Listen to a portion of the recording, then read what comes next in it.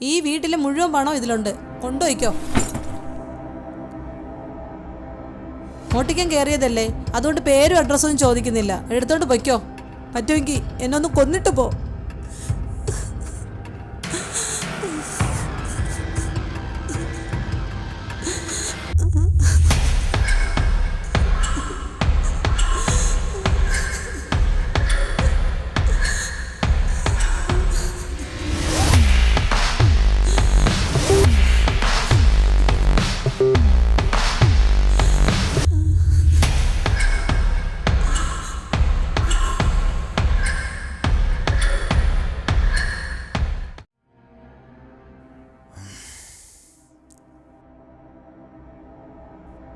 താനെന്താ ഇങ്ങനെയൊക്കെ പറയുന്നത്? എന്നെ വെട്ടിയാക്കോണം? അല്ല, കാര്യമായിട്ട് പറഞ്ഞതാ. മരിക്കാൻ പോകാൻ നിൽക്കുന്ന എനിക്കെന്തിനാ ഈ കാശ്? ഇത് കൊണ്ടുപോയി നിങ്ങൾ രക്ഷപ്പെടുമെങ്കിൽ രക്ഷപ്പെട്ടു.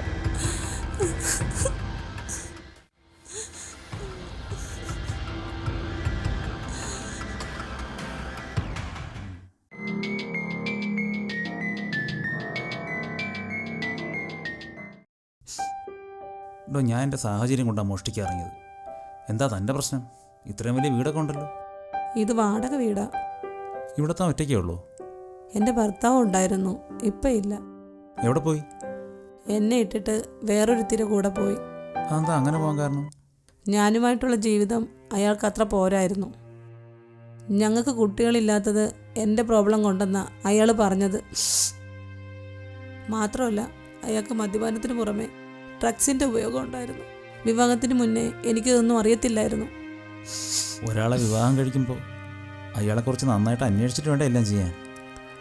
3 വർഷം അയാളുമായിട്ട് പ്രണയത്തിലായിരുന്നു. എന്നിട്ടും എനിക്കൊന്നും അറിയത്തില്ലായിരുന്നു. വീട്ടുകാരെല്ലാം ധിക്കരിച്ച് അയാളൊപ്പം ഇറങ്ങിപ്പോയതുകൊണ്ട് ഇനി വീട്ടിലേക്ക് തിരിച്ചേറി പോവാനും പറ്റത്തില്ല. അതുകൊണ്ട് നാളത്തെ സൂര്യോദയം എന്തായാലും ഞാനിനി കാണത്തില്ല.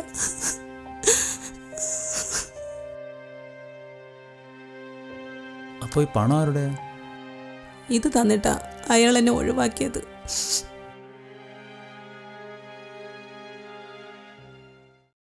എടുത്തിയാടി ഒരു തീരുമാനം എടുക്കരുത്.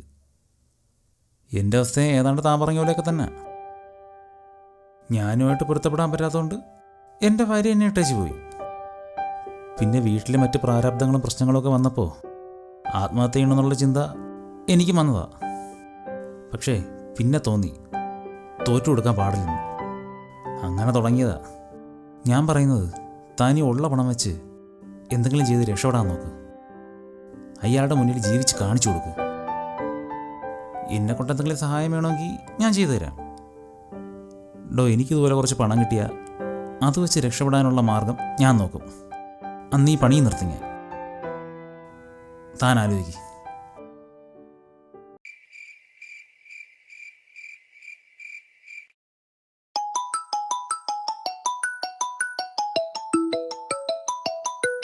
ഇതെൻ്റെ ഒരു സുഹൃത്താ. മോഷണം തന്നെയാ പണി. കാര്യങ്ങൾ എന്തായെന്ന് അറിയാൻ വിളിക്കുന്നതാ. നിങ്ങൾ ഗ്രൂപ്പായിട്ടാണോ ഇറങ്ങിയിരിക്കുന്നത്? ഏയ്, അങ്ങനെയൊന്നുമില്ല. ആരെയും മനഃപൂർവ്വം ദ്രോഹിക്കണമെന്ന് ഇതുവരെയും തോന്നിയിട്ടില്ല. പക്ഷേ മറ്റു മാർഗങ്ങളൊന്നും ഇല്ലാത്തതുകൊണ്ട് മാത്രമാണ് ഈ പണിക്കിറങ്ങിയത്. നിങ്ങളുടെ ഭാര്യ എന്തിനാ പിണങ്ങിപ്പോയത്? അത് പറയാനാണെങ്കിൽ ഒരുപാടുണ്ട്. വേണമെങ്കിൽ വിശദമായിട്ട് വേറൊരു ദിവസം പറഞ്ഞുതരാം. ഇപ്പോൾ തൻ്റെ അവസ്ഥയാണ് എന്നെക്കാളും മോശമായിട്ടിരിക്കുന്നത്. ആദ്യം അത് ക്ലിയർ ചെയ്യാം. പോയി കുടിക്കാനുള്ള വെള്ളം കൊണ്ടുപോവാ.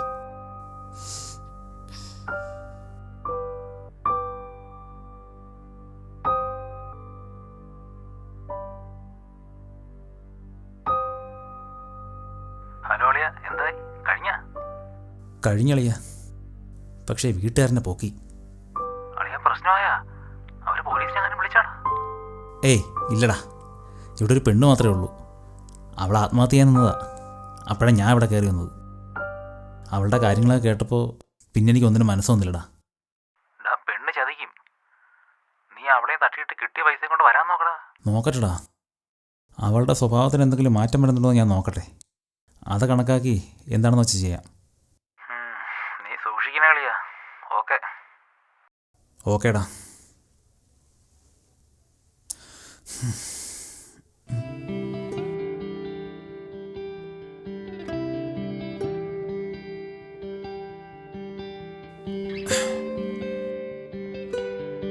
ഈ വീട്ടിൽ പണമുണ്ടെന്നും ഇന്നത്തെ ദിവസം ഇവിടെ ആൾതാമസമില്ലെന്നും അറിഞ്ഞിട്ടാണ് ഇവിടെ കയറിയത്.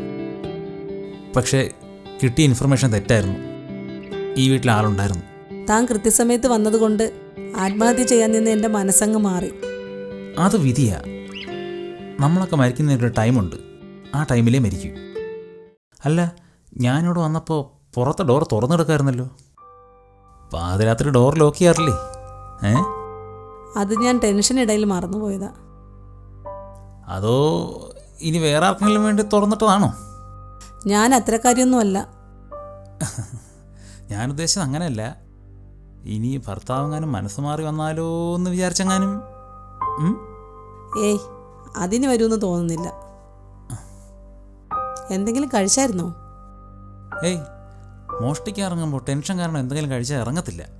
എന്നാ കഴിച്ചിട്ട് പോയാൽ മതി. ഞാൻ ഭക്ഷണം എടുത്ത് വയ്ക്കാം. അതൊന്നും പറ്റില്ല. നേരം വിളിക്കുമ്പ് എനിക്ക് പോകണം. ആരെങ്കിലും കണ്ടാലേ താൻ ഭർത്താവില്ലാത്ത നേരത്ത് മറ്റാണുങ്ങളെ വിളിച്ചു കയറ്റുന്ന ആൾക്കാർ പറയും. അങ്ങനെ പറഞ്ഞാൽ ഞാനങ്ങ് സഹിച്ചോളാം. എന്തൊക്കെ പറഞ്ഞാലും കഴിച്ചിട്ട് പോയാൽ മതി.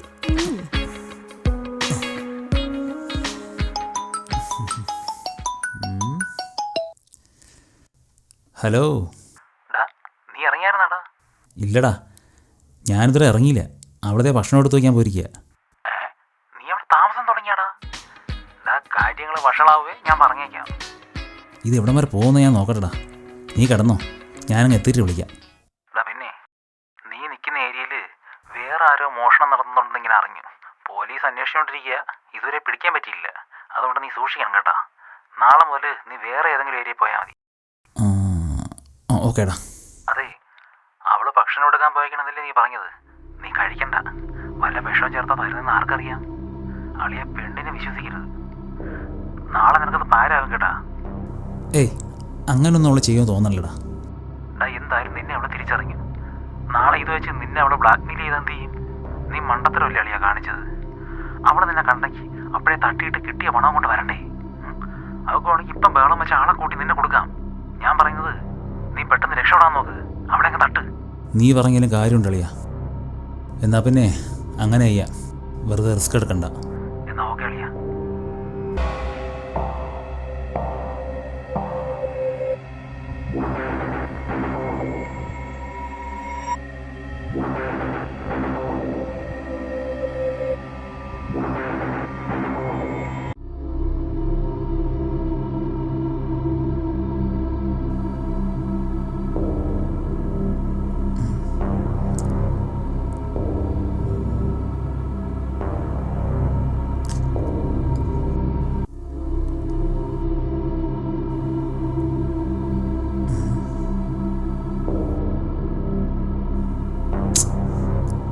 ഇങ്ങോട്ടല്ലേ വന്നത്?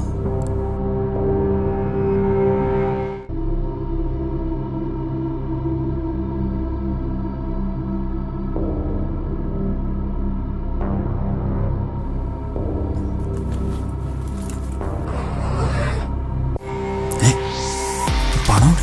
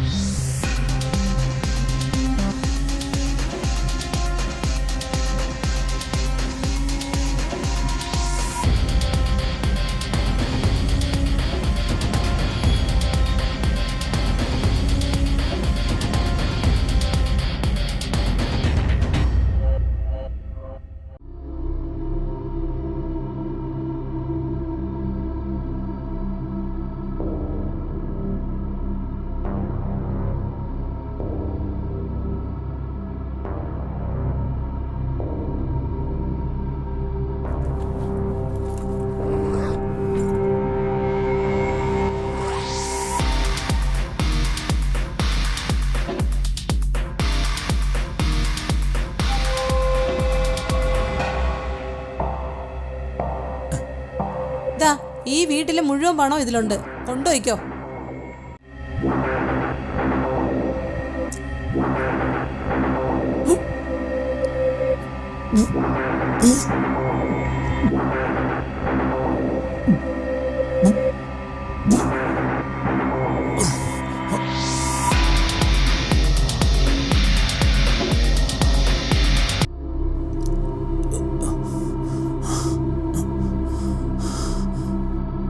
പോയി കുടിക്കാൻ ഒരു ഗ്ലാസ് വെള്ളം കൊണ്ടുവാ.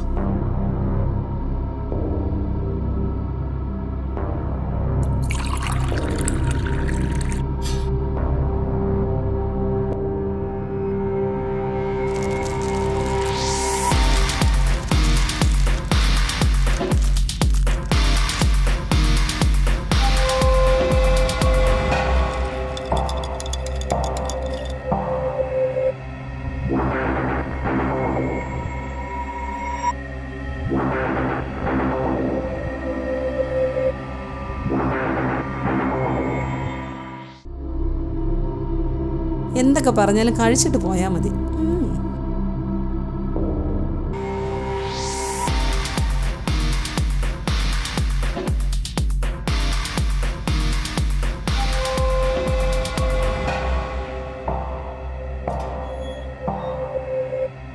ആ